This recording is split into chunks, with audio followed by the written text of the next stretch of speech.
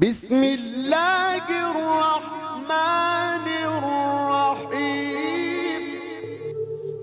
صحیح معنوں میں علم وہی ہے جو باعمل ہو۔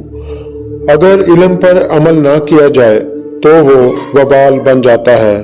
اگر تجھے ملامت اور رسوائی ہی کیوں نہ اٹھانی پڑے تو بھی وہ علم حاصل کر جو تجھے سچائی سے جوڑ دے۔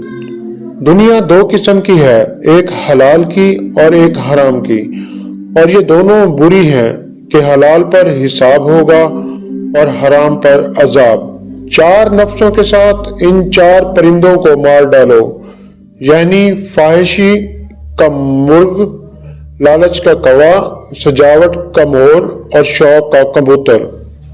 دنیا کے لوگ دنیا کی چاندی اور سونے کے غلام ہیں، لیکن خود دنیا کی چاندی اور سونا اللہ کے ولی کے غلام ہیں۔ آدمی کی انا ہی اس کو دونوں جہانوں میں خراب کرتی ہے۔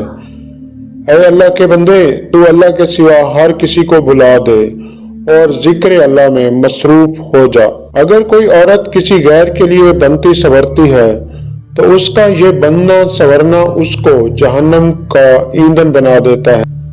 اس میں اللہ کے تصور ذات سے دل میں نور روشن ہو جاتا ہے جو سارے بدن کو روشن کر دیتا ہے۔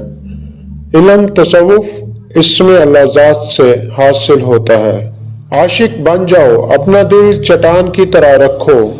اگر لوگ آپ پر زیادتی کرتے ہیں تو اسے ایک نعمت سمجھو۔ باطن میں نفس سے جنگ بھی اللہ کے ذکر کے ہتھیار سے ہوتی ہے۔